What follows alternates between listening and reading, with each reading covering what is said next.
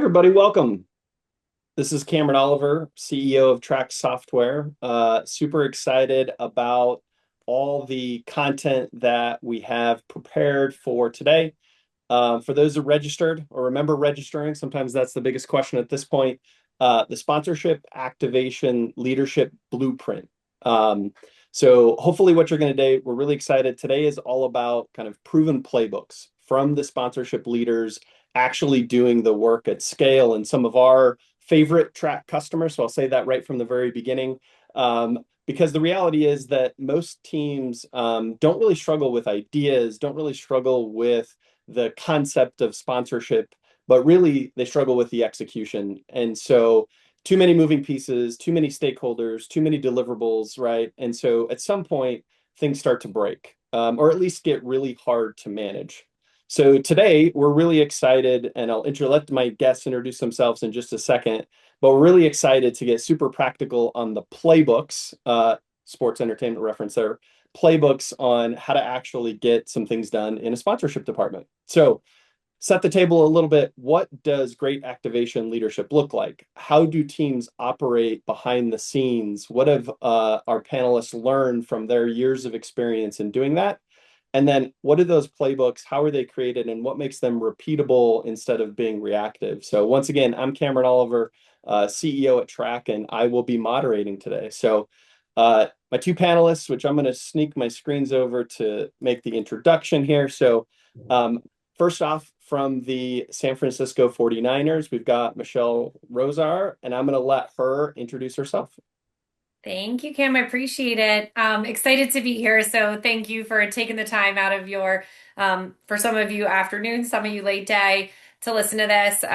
As Cam said, my name is Michelle Rosar. I am our head of partnership marketing for the San Francisco 49ers. Just to give you some background, I currently oversee a team of 7 full-time employees. Really just the goal of not only fulfilling partnership obligations, but ensuring that we're really delivering true value and ROI to all of our partners through our events, our activations, and some of the stuff we'll get into.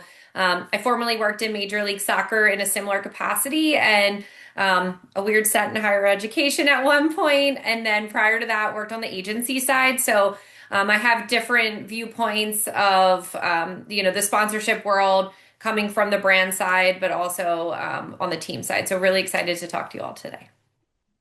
Awesome. Thanks, Michelle. Great to have you. And then I will say with both of these, I've known Shaun for a few years as well, but I did have to ask him how to pronounce his last name. So Shaun, I'll let you introduce yourself as well. Yeah, thanks, Cameron. Great to see everybody. My name is Shaun Angell. I'm the managing director of corporate partnerships at the Seahawks. I've been with the team now, just finished my 17th season. So, unlike Michelle, I got a job, an internship here with the Seahawks right out of college and have been here ever since. So, it's been great to work my way up from the intern to coordinator, manager, and so on to managing the team now. And so, over the 17 years, I've learned from mistakes that hopefully can help create best practices for you all. So our team consists of 6 people that manage activation, and then we have 2 people dedicated to internal relationships, which we call operations. So can jump into that later on, but that's our team in a nutshell. I'm really excited to be a part of this. Awesome. Michelle and Hassan, thank you. So I'll be the moderator, the jester of the court, if you will, but excited to chat with the two of you. So the first thing that I just want to start with, really from a high level overview, Michelle, I'm going to come to your direction first here, is sponsorship activation playbooks or blueprints. Really from a high level, what does that mean in your world and maybe to the 49ers organization? Yeah, I think one, this is a great question. I think there's a different definition for every single person you ask this question to, but I think at the bare bones, a leadership blueprint is like the fundamentals of what makes up your team. I think everyone has a different playbook, but I think it's the foundation of what makes success, or what does success look like on your team. So, for example, on ours, it's does every single partnership have an account plan or a marketing brief, we call them, for every partnership? That's like, do you know your partner's goals baseline? And if you do know your partner's goals, how are you assessing them? How are you ultimately looking to achieve your partner's goals? What does that look like for you? And I think if you can understand the fundamentals of what makes a partnership successful specifically to each individual brand.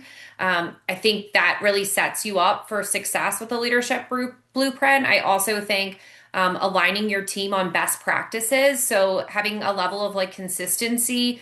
How do you engage with your partners? Are you communicating the same way or at the same level? How do you engage with your partners? So I think understanding that component and then also, you know, making sure that your partners know what they can expect from you. I think all of those components makes up a really strong activation leadership blueprint. Cannot say blueprint for the life of me. But yeah, that's kind of where I'm at.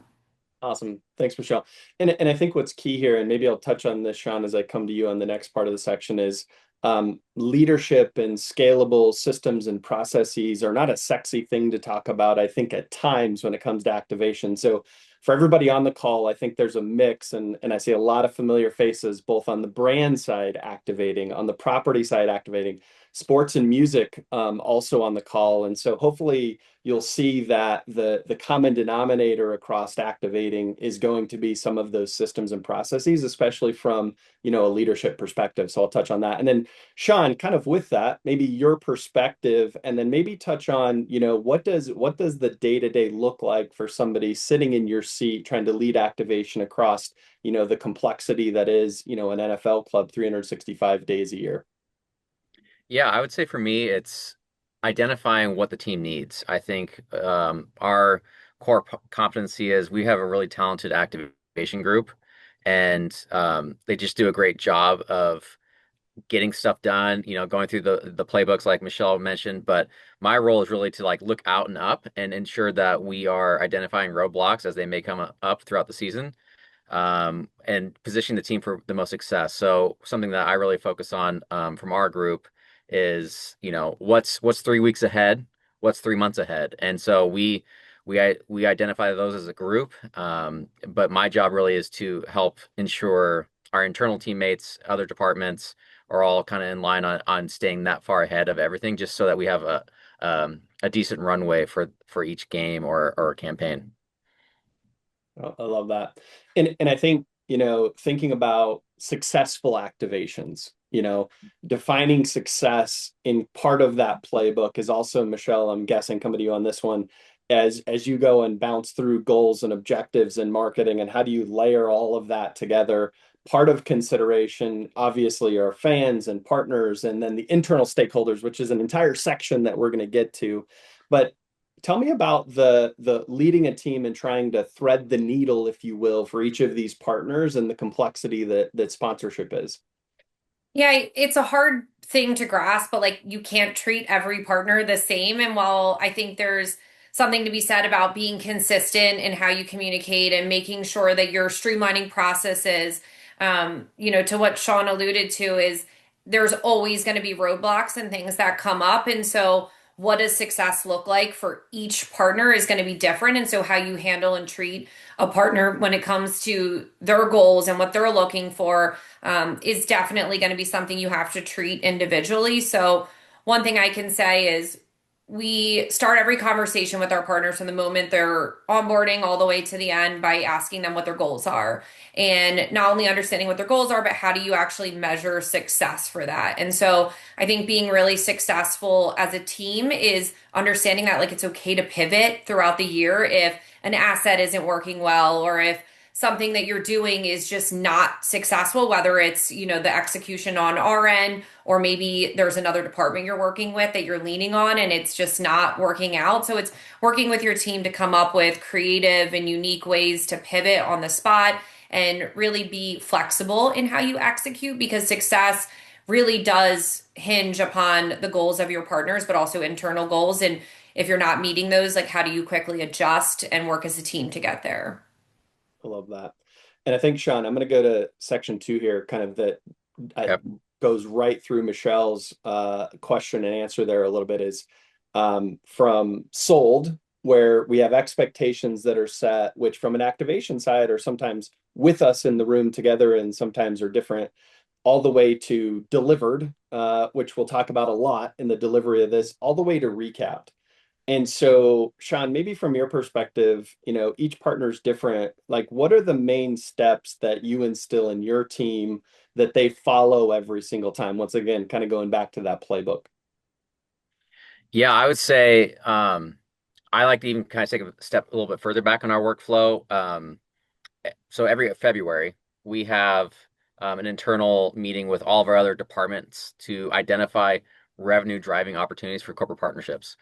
So we call that our CP Revenue Summit. And that's an opportunity for us to get aligned with all of our other departments on what's available as sponsorable assets that we can put in partnership um, proposals from our sales perspective, but also helps our activation team better understand what is available to be a part of those assets for partners. So that's kind of step one in our process. And then um, from there, we lean heavily on our internal relationships group, our operations team, to manage those relationships with our internal stakeholders. So marketing, social, digital, all those others to ensure that we're all in lockstep and there's a mutual understanding of what these assets are so that we are always on the same page going into partner conversations. So the last thing we want is for something to be sold in a way that is ambiguous to on our end from an activation side to then cause ambiguity with partners. So as long as we're all on the same page, we can bring that to life with the partners and to you know start the workflow to just strong success. So we dump all that information into our key details within the track platforms, and then we walk through that line by line with our partners. Um, but many of that, the behind the scenes piece starts in February for us and goes all the way through the start of kickoff. I love that. And so maybe said, for those in the audience in a different way is that you're getting together with the sales team first and productizing these sponsorship Yep. assets. So that way, at the end of the sales process, Shaun, you're mitigating the risk for your activation team, making sure that there really are no surprises a little bit. Yeah, absolutely. And thanks for hitting on that. So we kind of 4 weeks to close is kind of our benchmark, really. So when our sales team feels that within the next month, this deal will be done and be ready to begin executing, I jump on board, really start driving, getting into the weeds, and then bringing in the ideal partnership manager based off of workload and complexity of the assets, previous experience, tenure, to then identify the right person to manage the account. And then we really we have a review of what's in the proposal, what we're putting into the deal sheet, what's going in the CRM, so that there's a clear understanding from that end. Because yeah, there's quite a bit of work that goes into the back end. There should be no surprises by the time everybody agrees to the partnership being sold, what's in it, and how we're going to execute it. I love that. And then Michelle, on your side, I think our systems are in place to manage the chaos, which, I'm kind of going to credit both of you with giving me that term as we prep for this webinar. So we'll spend more time on that. But as it relates to the system, Michelle, what tends to cause, kind of the most friction in the process? And what do you try to maybe teach or instill in your team or your, liaison and team partners internally to make sure that that friction doesn't cause everything to come to a complete halt, maybe in worst case scenario? Yeah, absolutely. And I swear, everyone, I'm not doing a sales pitch on track, but I am like so genuinely Yeah, appreciative of what this platform provides because I have had different platforms and I do feel like it's helped with a lot of that. But I think going back to setting expectations with your partners early on. So when we roll out a partnership, very similar processes to Shaun in terms of getting key stakeholders aligned early, making sure that the different departments understand what's about to come so they're not caught off guard and they're also prepared and excited to get involved when we do roll out, new partnerships. But I think another piece is making sure the partner feels really comfortable with our processes. Make sure that they understand. So we built an entire legit partnership marketing playbook that the first thing it says is we work with Track. And this is where you're going to find all of your assets, all of your key deadlines, setting expectations up front on where they can find that, making sure that my team is fully in it. So unfortunately, a system like Track's not going to work if only half your team's on board. Like you've got to get buy-in and make sure that it's something that they're all aligned on. And what makes it easy is when you roll out these onboarding decks, you are essentially saying like, we're going to be in Track. Here's a, video that you can watch on how to get on board and we'll also help you with it. But what's really cool is the actual system speaks to partners. And for a lot of you that use it, you obviously know that, but I think there's so many additional ways that we've learned to talk to partners throughout it. So when we go through the playbook and we talk through, okay, you have this asset, here are the specs, here are deadlines for it. We then obviously upload each page of the playbook into its respective track asset. So if it's LED ribbons, we upload that page into it, which has best practices and deadlines. And one thing I realized before I kind of moved on to track was when you take a contract and you just throw it into a spreadsheet and you're going back and forth on deliverables with partners, it's really hard because it's not being updated in real time. So what I love is when a LED is due, I can push it all out at one time to everyone in my system that has LEDs and make sure that we're clearly setting expectations early on that you got that message. It's when it's due.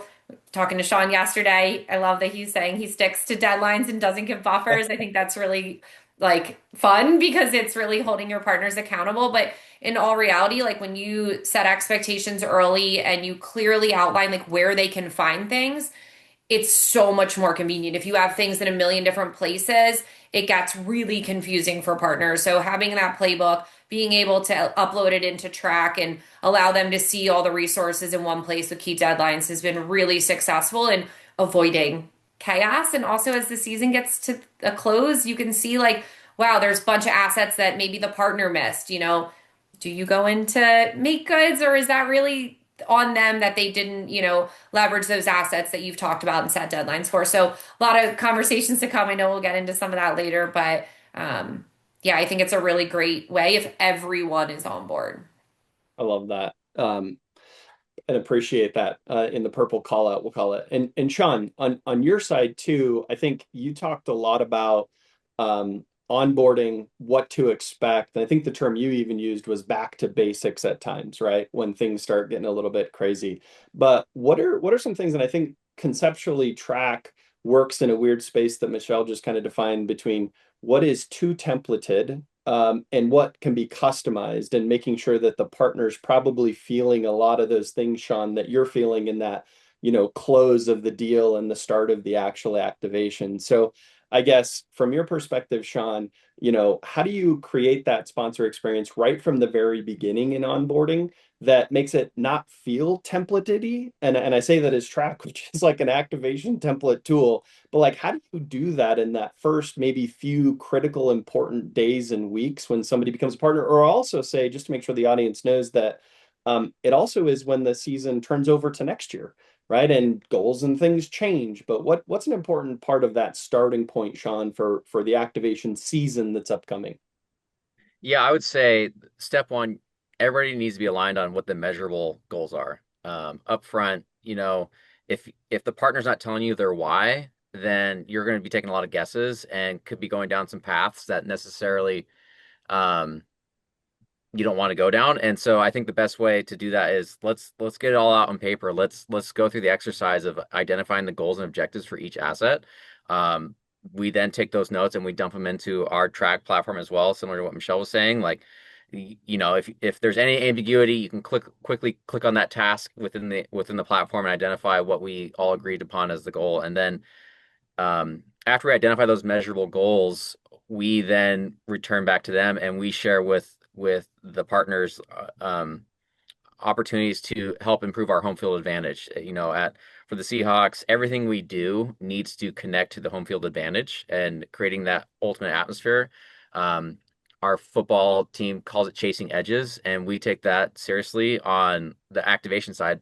And so we work with partners to identify ways to ensure that everything we're doing benefits the fans, creates energy, that makes Lumen Field a tough place to play. I love it. And then I'm going to, this is kind of related to what we talked about in what we expect from maybe our team of partnership managers. And so maybe Shaun and Michelle, putting on your hat of talking to young mid-level person in their career. I think Shaun, I'll come to you first on this, and then come to you, Michelle, on this one. But what are some training things that one, you train for in becoming a partnership manager, Shaun, on your side, and maybe even characteristics of successful teammates? I think, Shaun, you talked about you went from intern to where you are now. you take Yeah. a really hard look at all of the interns that are coming in and, putting time into these sponsorships. Like, what do you look for? What do you train? What do you try to instill from a characteristic or even a candidate perspective in people who are going to be part of your sponsorship organization? Then Michelle, I'll come to you as a follow-up to it. Yeah, I would say the first part of the question about what you just being overseeing a team. I think a lot of people in some cases they may oversee a team because they've been here for a long time, and I think that doesn't always make the best leader. Just the most tenured person may not be a good leader. So I do think I don't think anybody is born a leader as well. I think that's a trainable skill that you have to learn and study and craft on a day-to-day basis. And so I'm always trying to find ways to better myself. So as Michelle's speaking, I'm taking notes here to better myself. Same. But but from who we're looking for, I think at the end of the day, we want high performers. We want somebody that's revenue minded and data driven. And so on our team, our group is involved in the upsells and renewal process. So driving revenue is an important piece, but somebody that can be accountable and a go-getter and doesn't need much of um, goal setting on my end. Like, we want high achievers, but also, at the end of the day, we want people that are humble. They're hungry to continue to do stuff. So there's no task too big or too small, but also just smart decision makers as well. So those are some of the things that we look for on our end. And then people that also have what we call executive presence. So people that you can put in front of partners, put in front of senior leadership on our end to speak both internally and externally on what they have going on from partnerships perspective, because these people are also leaders as well. So whether they are a leader internally to our marketing team on behalf of the partners, or if they are being leaders to the partners on behalf of our marketing team, like those people need to be able to communicate effectively, both internally and externally. Love it. Michelle, how do you build your team? What characteristics do you look for as well? Yeah, well, I love everything Sean said and was laughing because I was also taking notes on things that he was saying. But I think for me, once again, a lot of the key characteristics, I love the executive presence comment because I think that can often get overlooked and overshadowed when you think about, hustle and being a hard worker, but also making sure that even at the earliest stages of your career, it's really easy to get noticed at an executive level based on how you present yourself and how you go about your day to day. So I do think that's something really important, especially in how us as leaders talk about our employees. And when we see someone shining, we're giving them more opportunities to shine on their own. So love all those pieces. Another big thing for me, especially at the younger level, is someone who listens. I think it's like the most overlooked piece of being a young professional. Relationships in our business are everything. You can be insanely data driven and have a really good pulse on what needs to change with a partnership, but if you don't deliver it in a really soft, strategic way, we were just actually practicing recaps on how to deliver certain slides that were maybe not the most, as the word you use, sexy. Like when data is negative or when it's not, something isn't performing as well as you want. Being able to deliver things in a soft way and understanding the relationship that you've built with your partner is really important. So, being able to listen as well, finding those moments to pause after you deliver news to a partner or you share something and listen to them. On our end, it's very similar to what Sean said in terms of our team is involved in renewals and upsells. And so, the one thing I tell my team is you cannot upsell a partner if you aren't listening to them. So if a partner is talking to you and saying like, "Oh, I always wanted to try this," like take notes. They said they're interested in trying something, so don't be afraid to present them with opportunities if they specifically are asking for it. Or listen could also mean like reading between the lines. Maybe they're complaining about an asset they have, but they're not really saying it. Like really understanding how to listen, because if you can listen, you can comprehend, you can develop those strategic decision making skills, you can develop the skills that'll get you to the point where you're being analytic. But I really do feel like the ability to listen and adjust and be flexible, it's so easy to just like get in the mindset of presenting. Like, I have a presentation I'm going to present.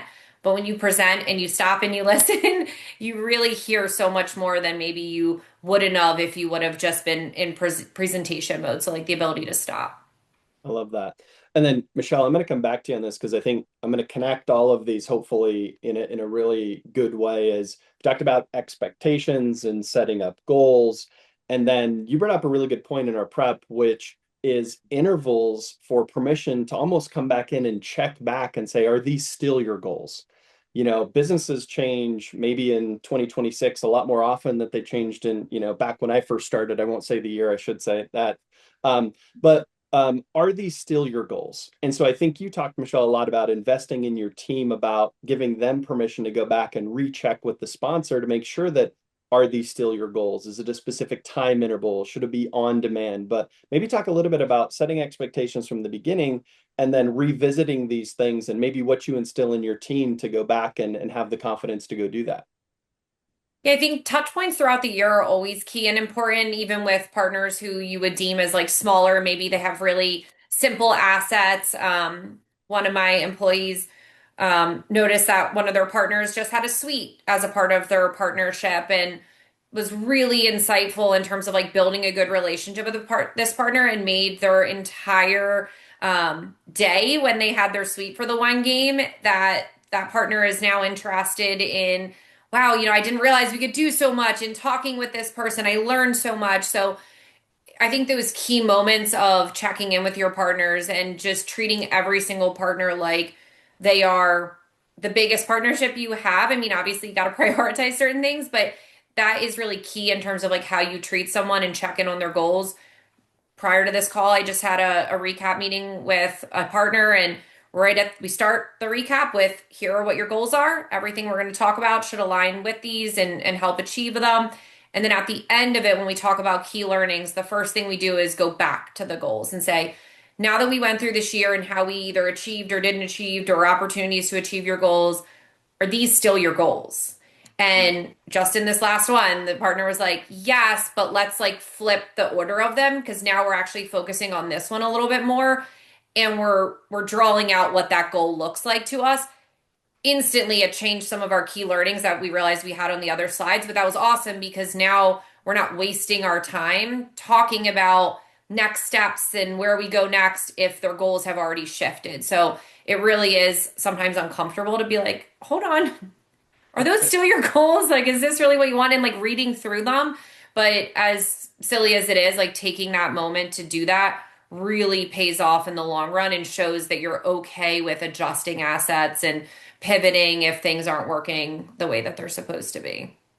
Oh, I love that, Michelle. And maybe to add my 2 cents on it too, is I think what I think you have in your career in activation management is you get caught up in the whirlwind and the day to day, and the print ad and the game day program and the social campaign that has to go out. And if you get stuck in that fulfillment checklisty, checkboxy type of situation, you end up showing up to those meetings and being like, hey, we check the box and we're done. And so to zoom back and build those strategic leaders, kind of as Shaun was saying up at the very beginning, we can accomplish a lot as an industry. Um, Transitioning here, Shaun, to internal stakeholders. So there's a lot of people on the call. We all have internal stakeholders. Those, whether you are an agency and you've got the brand or the agency resources that you're working with, whether you are a property and you have your digital and marketing team who love when you come into the office and ask about sponsor integrations, of course. But Shaun, I think you have a specific approach to the way that you kind of organize your team and maybe even a strategic approach to communicating to these internal departments and maybe just how important it is, or sorry, the structure is going to tell us how important you think Yep. that is in being successful. So do you want to, how do you do that? What's important as you think about leading a team of people with a bunch of internal stakeholders?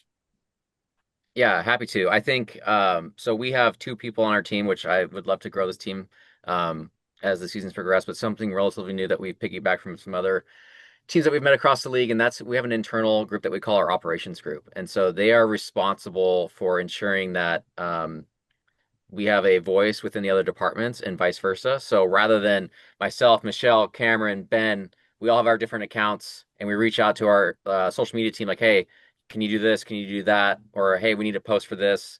We have a dedicated person on our team, or now two, that is that voice with our social media team.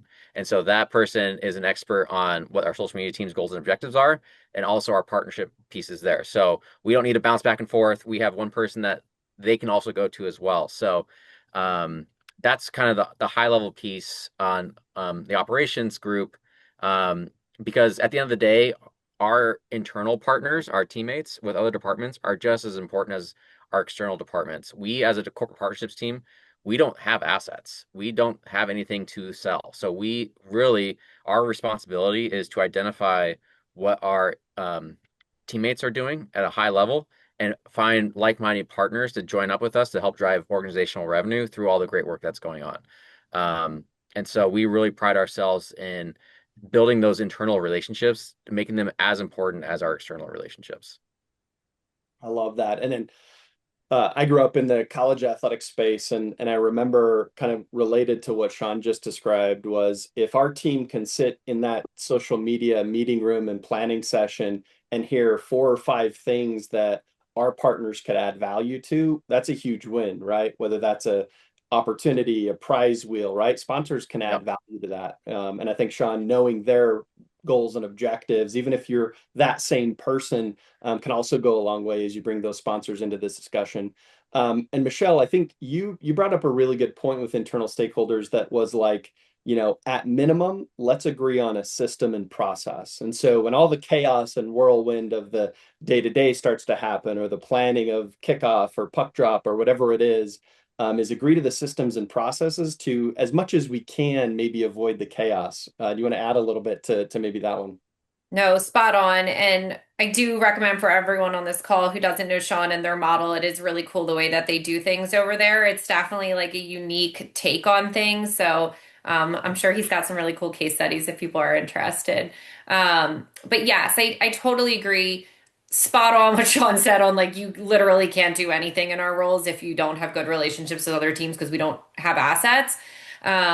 So making sure that you're aligned on processes is so key when it comes to internal stakeholders. I am very fortunate because our organization is really well connected with the marketing team operations, but I know that that is not always the case. And I've come from teams where that wasn't always the case. And so sometimes bridging differences or goal differences between departments, one is focused on the actual brand of the organization and the other is focused on the brand of the partner you represent and how do you find this like perfect balance of how you get there. And so defining your goals early on with those teams and coming up with processes so at least at a minimum that you're following what they agreed upon. So coming up with, okay, when we have something that's a little outlandish, maybe that's not what we are normally used to doing or posting on social media. What is the process for getting approval on that? It's not just coming into a meeting being like, we're doing this.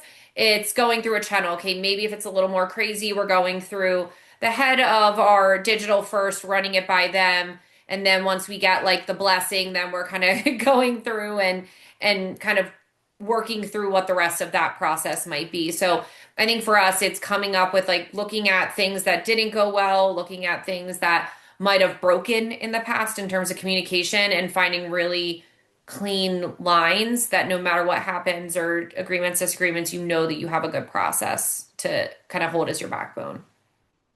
I would even add to that, Michelle. I think I love that. What we've started doing more and more is we include the experts. So when we have a partnership asset that's like our community programs, like I have whoever the community lead is on different programs, they sit in on these partnership meetings, um, so that there's an expert in the room. And so even though we might say the same thing to a partner, you bring in another teammate of yours to be the representation for that asset or whatever. Um, it goes a long ways with partners. It also creates buy-in from your internal teammates. Like now they know why you're making the ask from partners, or um, they have a little bit of understanding of the complexities. So and also it makes friends. Like it allows you to like bond with your other teammates on partnership stuff if you can bring them into the fold as well. So something we've been practicing a little bit more of, and it's made a huge difference. Couldn't agree more. I love that. Maybe some empathy for the client relationship side of sponsorship management as well, right? Not that, brands, I think one thing that's really great about this, and it kind of moves forward into our next phase, which is sponsor expectations. And so I think the world that we live in, once again, looking at all of the group on the call, whether you are the agency and the brand setting the expectations on the property side, or I would say setting the expectations for our industry, or you're a property representing and trying to produce value based on those expectations.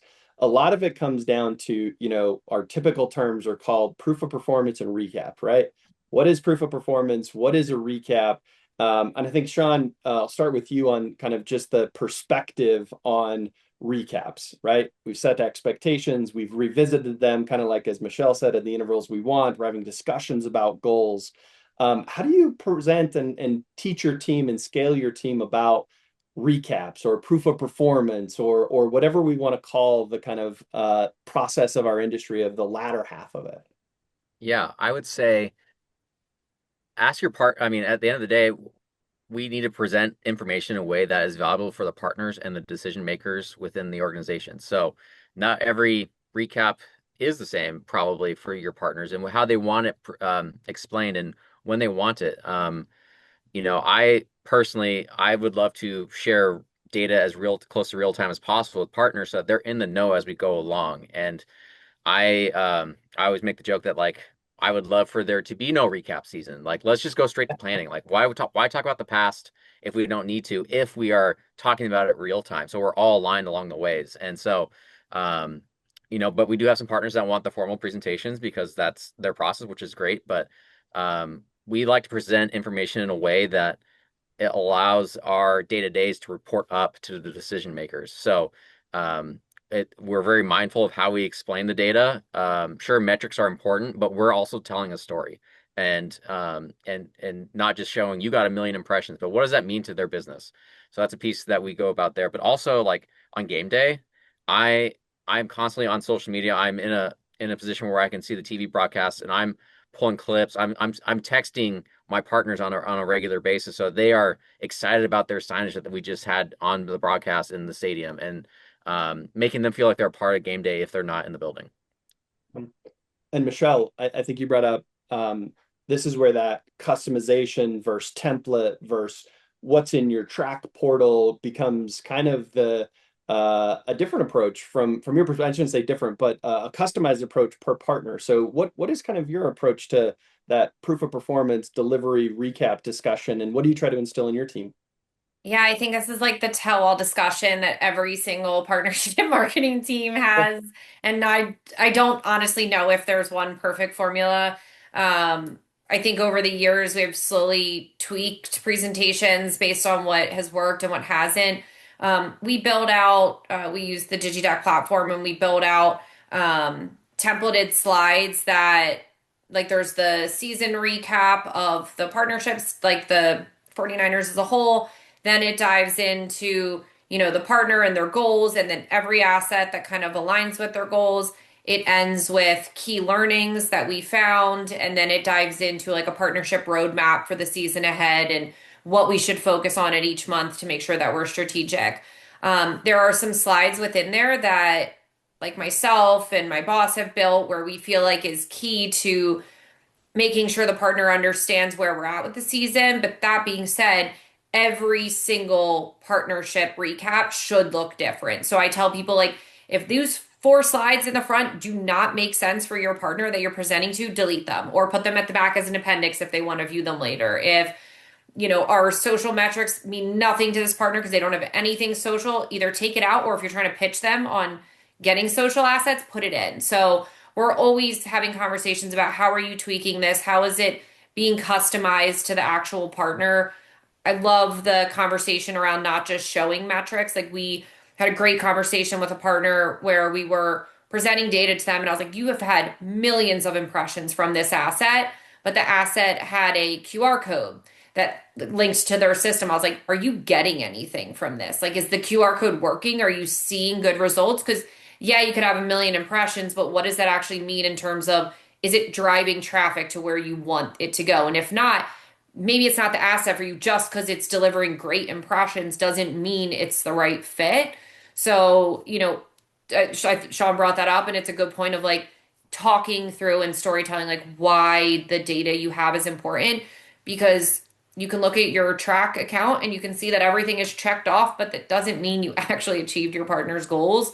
It's really important to make sure that the assets are working for the partners. And the only way, in my opinion, that you know that is if you have a conversation with them, whether it's through the season or at the end of the season.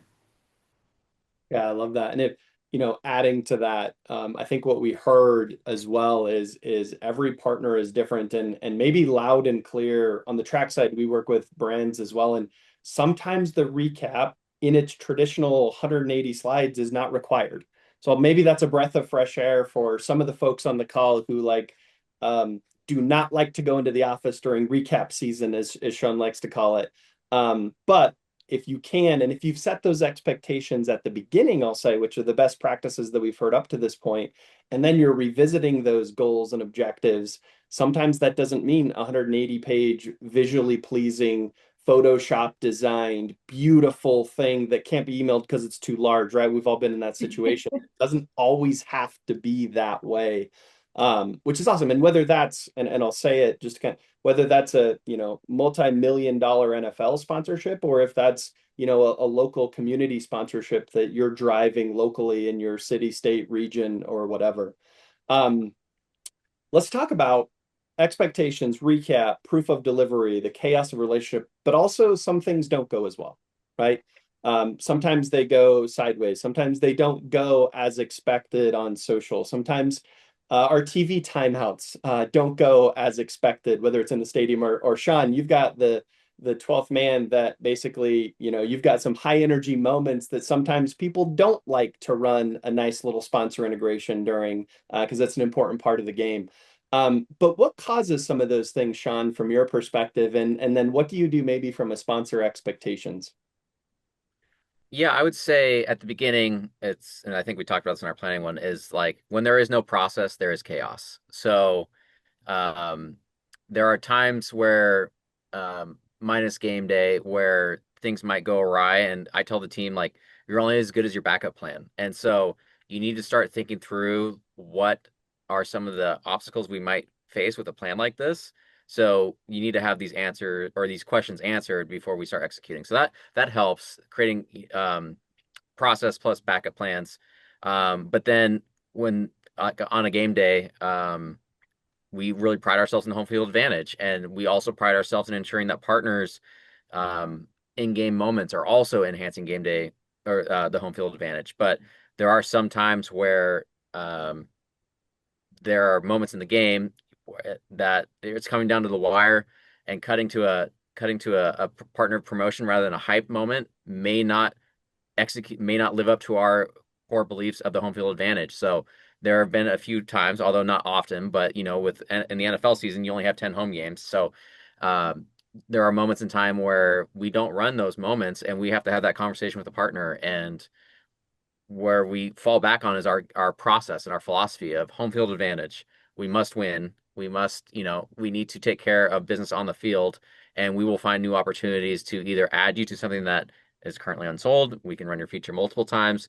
We can look at doing it from a digital social perspective. So, can your feature live beyond just game day on the field? And while we have 68,000 people on the field, we have millions of people on our social and digital channels that we could also advertise to and communicate something fun and similar. So our partners know that. They know that our commitment is to winning games and to our fans. And so those conversations, although sometimes may not be the most comfortable, we can all fall back on the process that we agreed to at the beginning.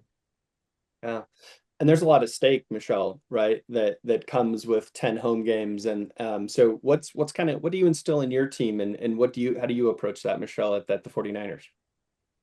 Yeah, very similar mindset in terms of, I think the more you can own something before a partner brings it to you or hiding behind it, like even our data that we're putting in our recaps, like if something looks like crap, like honestly, it's easier for us to get ahead of it and say, hey, we saw this. I actually just challenged my team. We just did like our department launch of, we provide metrics throughout the seasons on when campaigns are successful. And I always tell people, like, don't just, like my team, don't just send metrics, send how it compares year over year.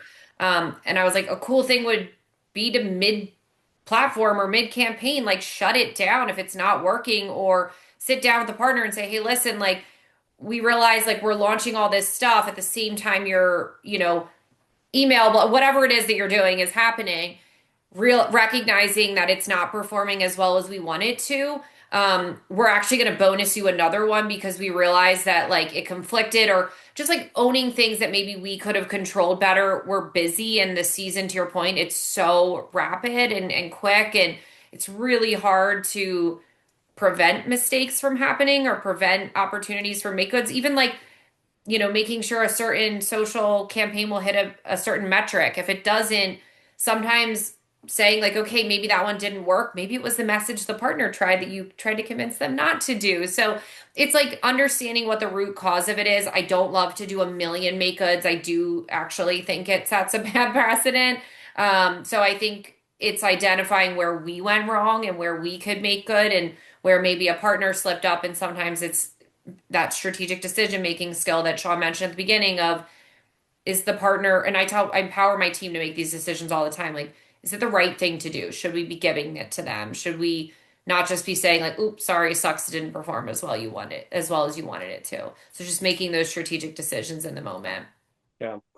And Michelle, one of the things I think that you brought up in our prep call, and I'm going to transition to kind of sponsor experiences, right? Whether that is what we would traditionally call the hospitality experience and the game day pre-event or pre-game field access, not necessarily the tactical experiences, but when it comes to your sponsor relationships and what you're trying to instill in your team, what are some common criteria, shared goals, transparency? Like, what are some common things around your best sponsor relationships that you really strive for your team to accomplish? And as it relates to providing the sponsor experience throughout 365 days out of the year. Yeah, I mean, I touched on this earlier, and this is definitely a personal philosophy, is the relationship with the partner. I think you need to know about your partner. You need to be invested in some capacity about who they are, because there are going to be things that go wrong. There are going to be changing goals. There are going to be people that leave organizations. But if you have a good relationship, you can really overcome a lot when it comes to a partnership. And so investing in who your partners are, who their kids are, where they're traveling on vacation. Like, I know it's silly because it's outside the scope of your actual goals and objectives, but it has literally saved dozens of mishaps and the chaos that happens. And so the best sponsor relationships are the one where we actually have a good relationship. Um, Making sure that we're sharing our goals. It's obviously important for us to understand what our partners' goals are, but also making sure that they understand what our goals are. Loved Shaun's note earlier about like they know what our vision is right off the gate. So making sure that they understand what we're trying to accomplish, being transparent with them when things either don't go well, or being transparent and taking action to actually show them when things are going really well. But it's really the word partnership in and of itself is powerful, because it's two people coming together to collectively achieve a goal as a partnership, not just one-sided. So I think the relationships where you're bouncing ideas back and forth, you're collaborating, those are the strongest partnerships that we have, and not avoiding tough conversations. Yeah, I like that. And Shaun, I'm going to come to you. I think you brought up a good topic that I think is related to what Michelle just said too, and it's kind of goes back to maybe the ethos that is, the Seahawks or even just sports environment in general. But it's kind of the trust and knowing who you are, and having a promotion that celebrates all 68,000 people there versus the one person. Do you want to kind of dive into that, and maybe even the sponsor relationship improvements that you see when you show up and know who you are with the trust that comes from your partnership marketing team? Yeah, absolutely. I just, echo Michelle, like it's all relationships. Like everything internally, externally, it is relationships. And um, that really grows into all these other things that we're talking about. And so I kind of hinted at it earlier with the home field advantage. And that's really the lens that we look at everything through. And so, n we, nobody wants a buzzkill moment, when it comes to partnerships. So, we want and take pride in chasing those edges. And one of those things is, how do we celebrate um, all fans rather than just one fan. And so we do have some partners that still want to do those on-field moments, and we found a great way to excite the fans with the full stadium. And one example is last year we had a game day sponsor that wanted an on-field moment where a fan could win some sort of experience. And so what we did was we created a hot and cold game where we blindfolded the fan, and the only way the fan could get to their destination is if every other fan in the stadium cheered when the fan was going the right direction and booed when the fan was going the wrong direction. So um, that creates the buy-in from the fans, and they know that they have an impact and are a competitive advantage of the game day. And so we look to create those moments with partners, and partners love seeing fans engaging with their moments. If it was just this random competition on the field, maybe not everybody's watching, but if the fans know that they're a part of it, they're engaged, they're going to also, excite the partner with creating that energy that as we come out of TV timeout, we're on defense and the fans are just right back into that high energy moment to hopefully get the ball back. I love it. So let's go to, I'm going to ask two questions about the future to both of you. Michelle, I'll hit you first here, and then we'll go into Q&A. Bruce, we'll start with your question there as well. But kind of leadership and a future focused discussion. So Michelle, on your side, what do you think the best sponsorship activation leadership is going to do, have, or possess over the next few years, and what's going to be absolutely critical? Yeah, I mean, the first thing, and I think everyone that works in any field right now knows this, it's data, it's understanding trends, it's being mindful and strategic about what's being presented to you. We use like four different third-party data sources in order to ensure that we are not only providing insights, but being strategic on how we're executing. So that's one component of it. But I also think being innovative and thinking outside the box, like literally last year, I changed our team's name. We were the partnership activation team. And as silly as it is, I changed it to the partnership marketing team because I'm like, we're not just activating. We're not just looking at a contract and executing. We're marketing. We are marketing on behalf of partners. We're being strategic for them. We're providing them with best practices. So I think kind of the next steps is being thought leaders in what you do and not just telling partners that they should do something, but showing them opportunities to review best practices and not just saying, oh, here's the specs to your ad. It's here's the specs to your ads, but also I recommend based on your goals that you focus this way. So it's really thinking outside the box. It's innovating. I also think these like crazy ideas. I loved Sean's note about the crowd getting involved, like knowing who you are and just pushing the envelope for what you can do. You got to be a team that's willing to make risks, and that's not everyone, but I think just going outside the box is going to be really important and not just sticking to a traditional activation mindset. And then Shaun, about the future, I'll let you go any direction. We talked a lot about these, but skills for activation leaders and maybe where you see maybe innovation coming into your roles and your industries and the teams you're building. Yeah, I think what Michelle said, data is so important and how quickly can we get it out? I think we really try to get pride ourselves in doing whether it's campaign recaps, mid-season reports. So that's the biggest piece for us, and just always trying to find a way to streamline things and activating as quickly as possible in a impactful way to then start finding opportunities to upsell and drive additional revenue. So that's one piece that I'm always trying to get my head around is what opportunities are out there. But from just the future um, of where I see it going is continuing to develop as a leader. I think I hinted this at the beginning.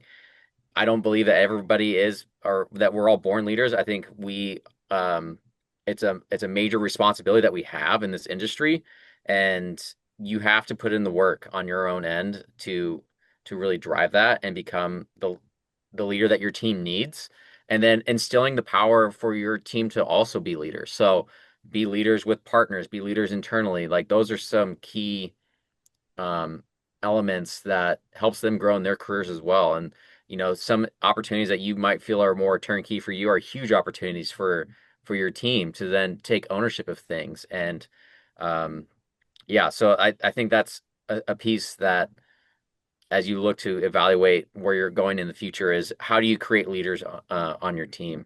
And yeah, so that's probably where I'm heading. I like it.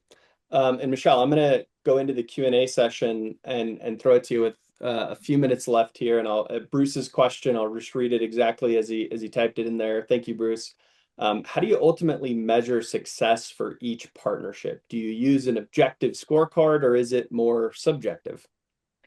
Yeah, so we definitely don't have a scorecard per se, but we do ask partners when we ask like what does success mean to you? And if they say it's signups for whatever their platform is, then I the next question is how do you measure that? And it's oh well on our end we get the information on signups. Like understanding what success is and how it's measured is really important. We had one partner tell us that they had really lofty goals and we could not figure out how to measure for those goals based on what they had shared. And so we asked, like, okay, how in your organization do you actually measure for that goal specifically? And it's enlightening. Some people are like, oh, we actually haven't figured that out yet. Well, it's going to be kind of hard for me to figure it out if you as an organization haven't. So it's like literally having these like what I say like silly conversations where you're actually asking them like I want this. Okay, how do you typically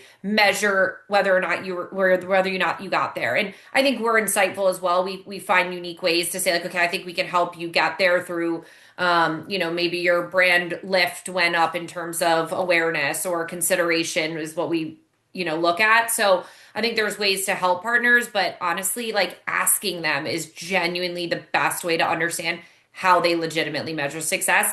Because to the point earlier, the CEO is the one asking them, like, was this partnership successful? And so if you're not measuring the way they're measuring, you're off. Like there's a disconnect there. Yeah, I love that. And just to add a little bit, and Shaun, I'm going to come with you the next question. One of the things that I heard that was really smart is like, what are you presenting to the CMO, to the CEO about our partnership? Is it a cut and splice of Michelle, the recap that we built 2 months ago? Is it, oh no, the CEO never, I had this happen once. No, the CEO doesn't do PowerPoint, so it has to be in a Word doc. Well, it's like you better, maybe have some chat GPT help us write it or write it yourself or review it a few times, right? Knowing that you're text-based and all that stuff that you put into the visual is really tough. And so measuring those things, think about from a selling perspective, at least, is how is that person going to present your partnership and validate that expense cell that's in the Excel document. Shaun, I'm going to come to you. Do you all ever consider delivering an asset for a partner, even though their spend may be below the threshold for it? If so, what are those key considerations? Jonathan, thanks for the question. Yeah, I would say it's all dependent. I think where my mind goes is specific campaigns. So for example, we have an entitlement partner on our free agency tracker. As we go through that part of the process, we'll have a partner on our draft content, and so our team is always finding ways to our internal teams are always finding ways to add and enhance what we're doing based on when those contracts were sold, new ideas come up. And so I think there's a couple ways we can play it, and one of those is does it enhance what the partner's having to help ensure that they renew or that they want to continue on the program. But um, we can also have those candid conversations with partners as well, like our responsibility is to drive revenue. And so we're very upfront with that. And so it's a case by case basis. There's sometimes, I think the way the question is written a little bit, there might be a little, and I'm not saying that Jonathan has this, but sometimes ego can get in the way. Like, oh, they don't pay, like internal teammates, they don't pay enough. Well, do we know, like, we need to understand what the strategic play is after this. Like, where do we go from here? Is this an opportunity to bring them on long term? And when we bring them on for renewal, do we get to add these assets in to then increase the investment later? And so those are different ways of looking at it. I think it's a case by case with a partnership, but at the end of the day, um, it's a conversation that you need to have internally with your team and make sure you're all aligned without promising the world. Love it. And I'm going to treat this last question as a rapid fire question instead of the rapid fire, Shaun and Michelle. So I'm going to come to both of you on it. And I think I'll use this as a wrap up, but what is an emerging trend, maybe a single one that you're seeing in sponsorship activations or assets or campaigns, maybe even in the digital or in venue? Michelle, you got anything top of head, rapid fire answer? I would say long form content's coming back in a strong way. So it obviously takes a lot of time to thoughtfully pull together, YouTube videos and things that people sit there and just consume in a longer way. In the past, it was like quick info, quick videos, like get it out. Now it's like dive into this for a 20-minute video and people love it. They love just sitting down now and consuming it. So being able to understand if you have the bandwidth to produce those types of content. Like that's been a big question on our end and something that we're continuing to look into with partners. Love it. Sean. I would say don't forget the human connection. Like there's so many things that we're looking at. What's the how many impressions, how we get this on the mobile app, and how can we make this digital or virtual or the face filters? Like at the end of the day, in the sports world, the human connection is so important. And so don't lose sight of that. And I'm really challenging our team to ensure that what we're doing creates that connection as well from at least for a game day perspective. But we also see a lot of partners jumping on community programs. And so to me, that just speaks to that connection and being able to um, meet the fans, meet the community, but also provide opportunities for a partner's employees to give back as well. So human connection, I think, is a big piece of what we are seeing coming up. And I don't know if it's summed up better in everything that we just talked about, Sean, in human connection, sponsor relationships. So, Michelle and Sean, thank you so much for your participation. Thank you for being a track customer. I know the group of people on certainly got a lot of value. So, thanks everybody for making it. Ben, thanks for hosting us, and we'll talk to everybody soon. Thanks all. Thanks, Really appreciate all. it. Thank y'all.